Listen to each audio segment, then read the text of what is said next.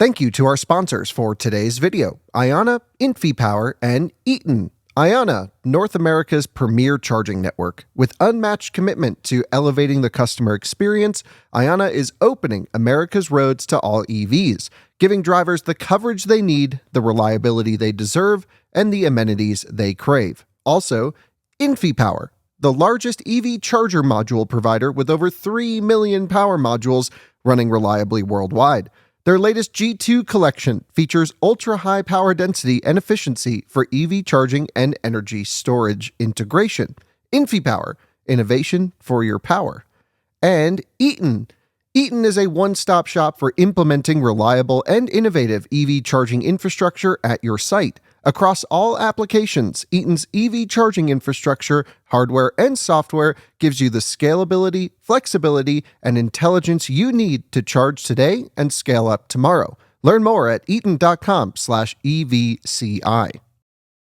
Hello and welcome to another Out of Spec Reviews video. A couple weeks ago, I stood in this exact spot with this exact Cybertruck explaining to you how the rear motors just broke and things were not looking good. I then updated you in a next video about a few days later, or maybe it was a week later, something like that, where the whole truck went completely dead. And we actually ended up having a major high voltage electrical fault after the rear motor's inverter went. We blew both pyro fuses in the battery pack. Things were really not looking good, and the Cybertruck turned into a dead brick inside of my garage.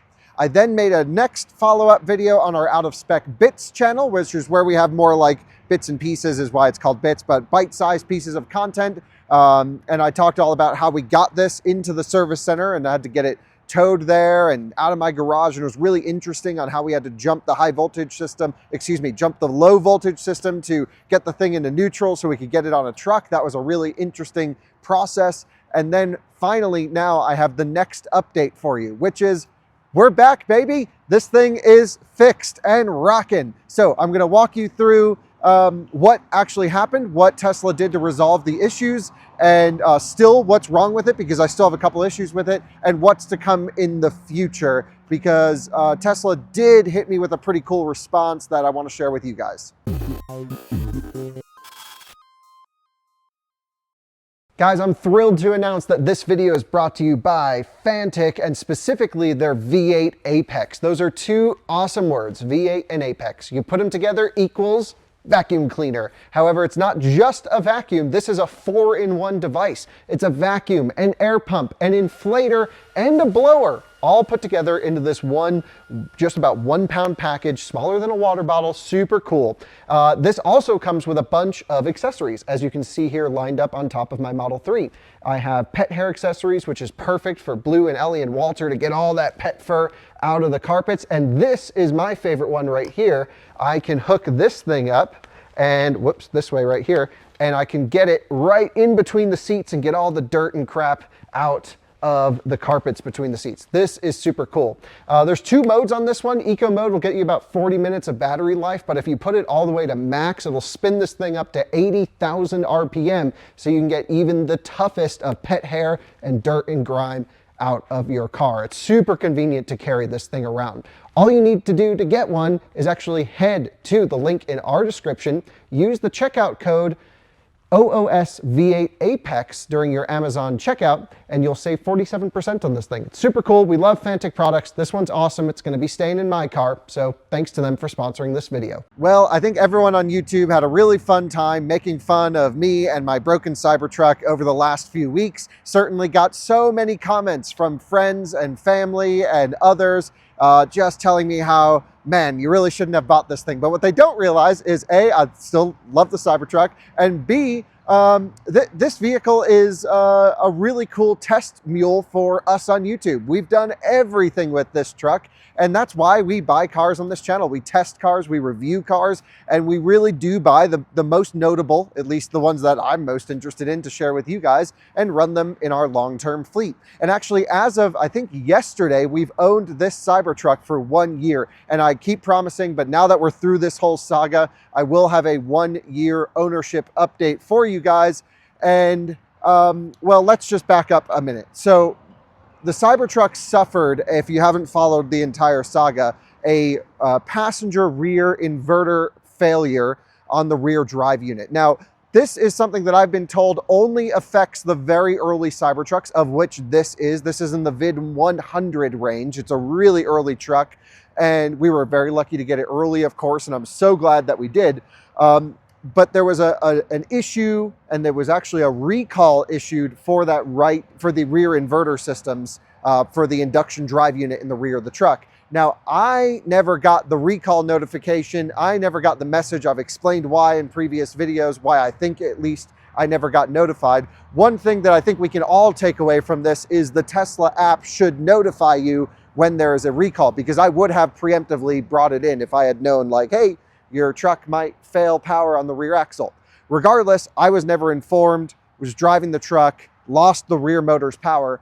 That initially didn't seem like that big of a deal to me. I mean, yeah, of course it's annoying, and that's why we filmed the initial video of all this, but I was still able to drive it using the front permanent magnet motor. Again, this is a Cyber Beast, one of the tri-motor trucks, and it was totally okay. You know, in my impression, we made a video, you know, told you guys about it. My plan was to schedule service, which I did, and bring it into Tesla service to have the rear inverters swapped out with new components that no longer have the fault, which is how my understanding is the majority of Cybertrucks will not have to go through this process. Certainly not a new one today, but that's what you get for being an early adopter, I guess. Still not acceptable. Look, I think if you buy a vehicle, you should expect it to work, but we all know there are risks when you buy the first of anything. I just would have expected Tesla to have the motor stuff dialed in by now because they've been doing electric motors, you know, right up there with the best for years and years. Anyway, I scheduled service in that video, and it was an 11-day wait to get the Cybertruck into our Loveland, Colorado Tesla service center. Now, I love going to the Loveland, Colorado service center. We know the guys there. They watch our videos. I have, you know, just great experience whenever we go, and I feel comfortable with them working on our cars. So the 11-day wait, yeah, still really long time. Not as bad as my Rivian. My Rivian is a 2-month wait. So I still think, you know, that while that does feel a little bit long, yeah, that's how long it took. But I was able to drive the truck. When we came back from a quick trip to Austin, Texas, I was getting in the truck in the driveway. Again, I'll leave this video linked below. In my garage, went to hit the brake pedal to turn it on. That's how you turn on a Tesla. It activated drive rail, and boom, sounded like fireworks going off underneath the truck, and all the warning lights came up. And what happened was, I don't know exactly what the root cause was, because we knew we had the rear passenger inverter fault. There was a high voltage isolation issue. The high voltage interlock showed a fault after the pyros went, of course. But yeah, something must have happened where there was a short or a ground fault, or something happened in that right rear inverter that caused the high voltage system in the truck to go, oh my God, we've got a real problem. And it popped both the high and low side pyro fuses to, you know, the way I can best describe it is like isolate the battery pack from the rest of the truck. The battery pack is isolated from the truck, but it's a way that there's no way you can have any connection to the battery pack anymore through a physical pyrotechnic that opens basically some contactors, and that's why it's a pyro fuse. It's a physical contactor. That's why it literally explodes it. Pretty cool, actually. But such a bummer, because now I had a almost 7,000 pound metal refrigerator sitting in my garage that I couldn't move, couldn't get in or out of, because not only did the high voltage systems fail, the low voltage or medium voltage, the 48 volt system, died within just a couple minutes after the high voltage system went, which to me is not enough time. That it should be an almost 1 kilowatt hour battery pack, and maybe it was just at low state of charge for some reason. The truck was in a deep sleep again for a week. Maybe we just caught it on the wrong day, but it really should be able to retain screens and basic steering, because again, it's all steer by wire, run off the 48 volt for longer than it did. And one thing that was really cool is we were able to check the messages that the truck sent up to the cloud, the sort of data logs through Tesla Toolbox with Alex from our Out of Spec Renew channel before it completely died. And that's where we learned that the pyro fuses went. That was the loud noises that I heard going, and a bunch of other faults that it was showing. I had it towed into Tesla on, I forget the exact day, but 11 days after service. And then 5 days later, the truck was complete and ready for pickup. And that's over a weekend. So it was really only 3 business days later. One thing that I thought was really cool that when you bring your Tesla in for service is they already had all the data logs from this truck. The Tesla service center saw the videos on the truck, of course. And so they had ordered all of the parts needed before the truck even went in. Now, I believe we were still waiting on like 1 or 2 random parts when the truck showed up, which is maybe why instead of like a 5-day thing, it was like a 3 or 4-day thing. But in general, it's not like the truck had to get there. They had to diagnose it and then fix it. It was diagnosed. They knew exactly what they needed to do before the thing even showed up, which is really cool. And I have to commend them for that. And they're also just great people over there. So the truck turned into a dead brick in my driveway. We towed it to Tesla. They have now fixed it. I'm going to walk you through in a minute what exactly they did in the service notes to fix the truck, because it really doesn't seem like anything all that major. It just had major catastrophic loss of drive power for me and electrical power, which was such a shame. So last night I went over to Tesla and picked it up, and I paid for it in the app. Everything was under warranty. The only thing that I asked them to do was to rotate the tires and to put a new air filter for the cabin. We've had it for 1 year. We have big dogs, and so just nice to get a new cabin filter. So I just paid for that, picked it up, and now we've got it here at the hub working. And I'm going to take you for a drive in it in a minute to prove to you that it is working. So I'm ecstatic because I've got the truck back, and I've explained to you how much I do enjoy the truck. I enjoy driving the truck. I love the usefulness of the truck, but that's not to say that I don't have issues with it still.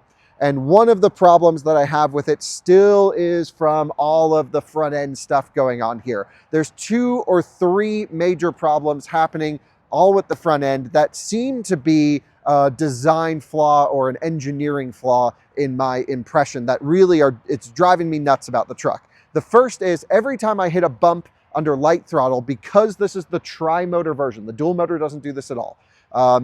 It's front wheel drive most of the time, which means the tire almost skips when you hit a slippery surface or you hit a pothole, and you get a wheel hop on the front that sends a judder into the entire sort of like front casting of the truck. And it just is so uncomfortable and pretty scary and really annoying. And Tesla has, in the past, I've had them drive the truck and I said, hey, is there an issue with my truck?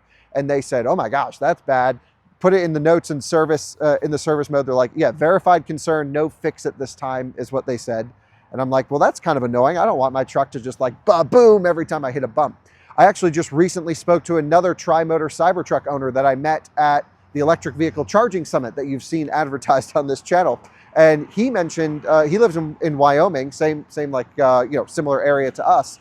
And he hated the front wheel drive, always spinning the front tires before it kicked in the rear. Now, Tesla has a slippery surface mode that should, take care of most of that. But just having a front wheel biased vehicle in a size this big just doesn't work. So that's one of my main issues, is the wheel hop, the front bias. The second is the inverter whine. At very interesting speed ranges, it just makes some annoying high frequency sounds that it is, a vehicle that has a sophisticated drivetrain just shouldn't have that much unpleasant inverter whine. I like the sound of a motor, like don't get me wrong, like the way the Rivian sounds really cool. I can get over that, but this is just like some ear piercing stuff coming out of the front end. And there was one last thing. Oh, the alignment on the front. The alignment is pretty perfect and dead on. Like I've had them align the truck, but when I hit the throttle, the truck pulls to the right. And when I go into regen, the truck pulls to the left. And I'm constantly doing this. And I'm not sure if it's a torque vectoring issue on the rear end, or if it's a bushing deflection on the front end, or what's happening. But either way, really drives me nuts. With all of that said, I went to Tesla, and I mentioned this in a previous video, couple previous videos, and I said, even if they can make it perfect, even if they can fix it, not only has this truck been into service for multiple occasions, all of which I'll run through in our first drive video, or our 1 year ownership video, not only has it been in, and I've been out of it for, well over a month of service time in my 1 year of ownership, I'm not convinced that what I'm experiencing with my truck, with the alignment, with the noises, with the bumps, is representative of what I've purchased. So I think you can imagine where I'm going with this, is I've asked Tesla to repurchase my Cybertruck. Now, many early Cybertruck owners that I know personally have had their trucks bought back. When I mentioned this in a previous video, I got 5, 10, 15, somewhere around there, messages from Cybertruck owners who some wanted to remain anonymous. Some said, hey, we can do a podcast about it, talking about their buyback experience and having the truck repurchased by Tesla because of the problems. And I said, well, I'm fairly certain our truck has been in more than like most of y'all's trucks, and we could probably get it repurchased because of all the annoyance we've had with it. Plus the fact that I'm not totally happy with the front end. And me personally, if I were to do this all over again, I would just buy a dual motor, all-wheel drive Cybertruck. Yes, this is fast, but the dual motor's fast too. I drove my buddy Dan's for the range test, the Model Y range test, spotted model on Twitter. And I was like, man, that's all you need. It's still got Baja mode, still does everything. So I'm like, that's the move. So here is what I've done. I put in a formal request to my service center, and I said, hey, I'd love for you guys, if it's possible, to buy my truck back because we've gone through this issue, this issue, this issue. It turned into a brick in my garage. I had the front motor replaced. Now the rear motors have got problems. And so many of you commenters also agreed, hey, we should at least ask. And just 2 days ago, I received an email from someone at Tesla who I'm sure has no idea who we are. I don't know who they are, never heard of them. Just a random email came by weeks after my initial request and said, hey, Tesla will initiate the process and send us some information. You know, send us title, send us whatever. So that's what we're going to go through. And I'm going to update you on how that whole process goes. And I'm not saying 100% I'm going to agree to it. I haven't seen their terms yet. They've not given me an offer. But it is very possible that our 1-year ownership video will be the last video you see with this Cybertruck.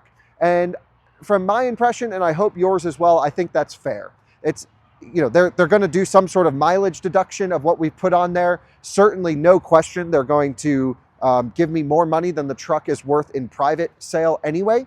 And so I think it would be a win. You know, not only do we not have to deal with the tri-motor issues or deal with this particular truck maybe having further issues that aren't apparent yet, but also from a financial standpoint would be amazing. So I think we're going to try and pursue that, see what happens. And I'll, of course, update you on every number, every last dollar and cent, how the whole thing works. And we will, you know, as things progress, we'll let you know. Again, nothing has been signed, nothing has been offered, but the process officially has been started for Tesla to buy back this truck. Now, why would they just buy it back? Well, it's to avoid probably having to go to court for lemon law situation. And I do believe this truck does qualify for lemon law, and I was willing to go through that process to see what it's like. I follow Steve Leto on YouTube, who's a fantastic lemon law attorney. I was going to give him a call. We were going to talk to other people in the industry. I've never gone through a lemon case on a car before. I would have actually kind of been interested to see what the outcome would have been here. And I would have taken the time just to learn. But if Tesla is willing to just buy it back, avoid the hassle, avoid going to court, all that stuff, then sounds good to me. With that said, I'm really going to miss this truck because when I got it back yesterday, I hadn't driven it, you know, a functioning Cybertruck for a little while. And I was like, oh man, this thing is so freaking cool. All right, let's jump inside. I'm going to show you all the service that they did.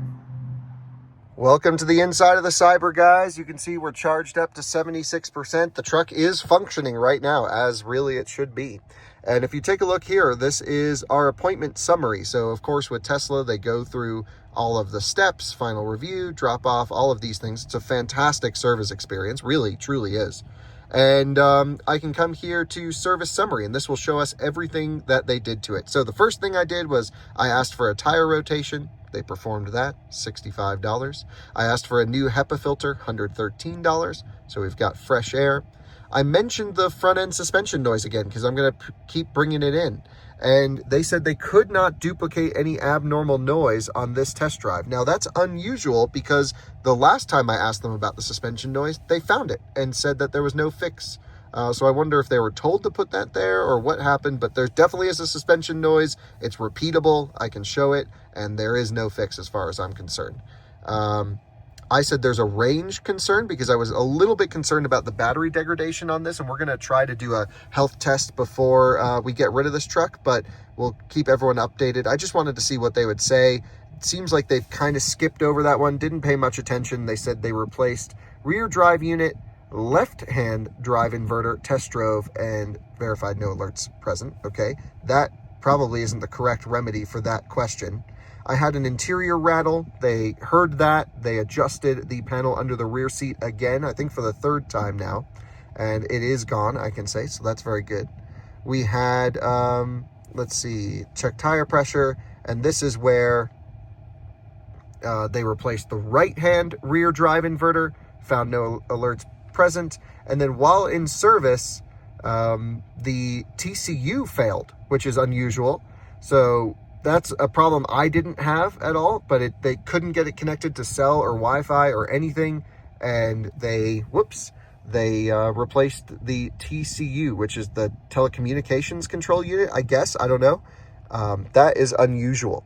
So maybe it was something to do with the medium voltage battery, failing and then jumping the truck multiple times that could have fried that module, which also makes me worried about the other modules on the truck, or it was just a fluke that it failed while it was in for service. Not 100% sure, but having the TCU just go out randomly, that's another weird, odd issue that just was unexpected.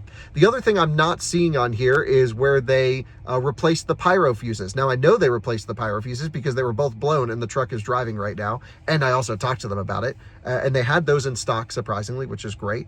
But it just seems like maybe the list that I got here on the app isn't as detailed as I was hoping for in terms of a service summary. But I did want to update you guys, at least in this video, to say, hey, we've got it fixed, at least as best as they can get it. Things are moving along. I'm driving the truck as we wait for Tesla's offer to see if they're going to, what they're going to offer when they buy it back. Again, I want to be fully transparent with you guys always. And with all that said, let me take you for a drive and we'll just share some final thoughts. Well, guys, we are out for a drive in the Cyber, and I'm going to do the same maneuver that caused all this to happen, which is sort of turning left and going wide open throttle. So I have full throttle and we're turning left. And look, it didn't blow up.